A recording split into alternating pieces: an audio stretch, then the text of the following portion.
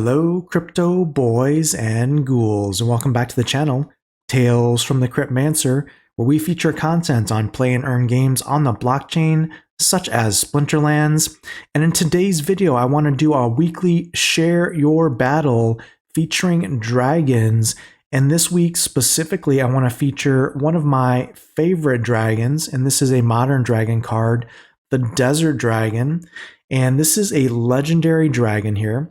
7 mana. At the highest levels of the game, it has 6 melee damage, 2 speed, 3 shield, 7 health, and its kit is quite impressive. It has trample, piercing, retaliate, and giant killer.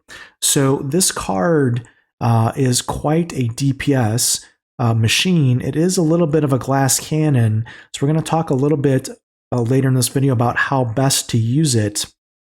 But from a weakness perspective, things to watch out for this card, well, it's pretty fragile. It is a glass cannon, so you need to protect it.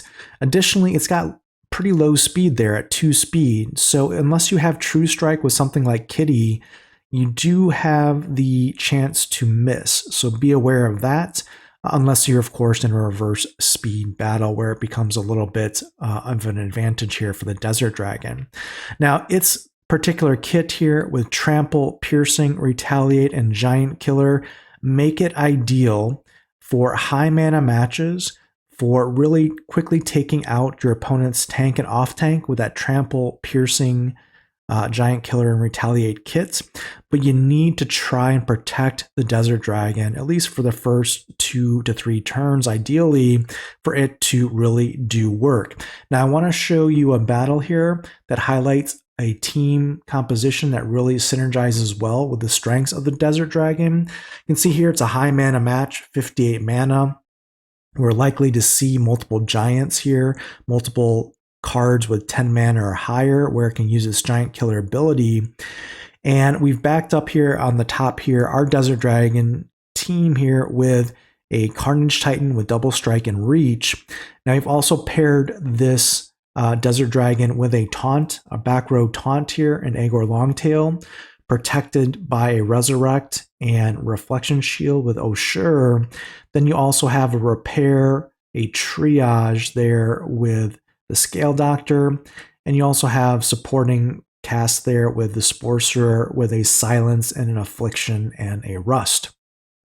So let's see how this battle goes and see what our opponent's bringing here. They're bringing Crawlus, which is a giant, a self-healing giant, and they bring 2 Resurrects here and a lot of DPS. Let's see how this battle goes. You can see all of the DPS being focused for our opponent on Agor Longtail.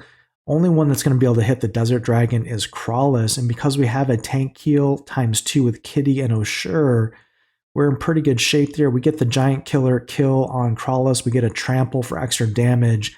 They use their first resurrect there, and Agor is just still, taking all of that opponent damage, no problem. It's self-healing. It's reflection shield with Oshure. We get the double strike with the Carnage Titan, and we get some attacks. We get a retaliate instant kill on Crawlus. We get a trample. We get another kill on Oshure. They're down to their last resurrect here, and there goes Crawlus, and this game is over. The Desert Dragon getting multiple kills there by round 2. Actually, he's gotten, I think, like 4 or 5 kills already by round 2, and this match is already over.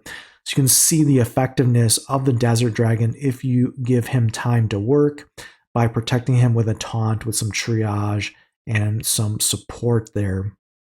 So an excellent card.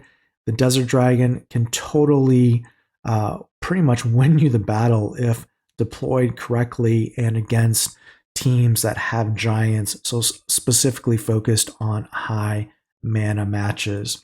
So I hope this video has given you a newfound appreciation for the Desert Dragon if you already didn't really respect that card.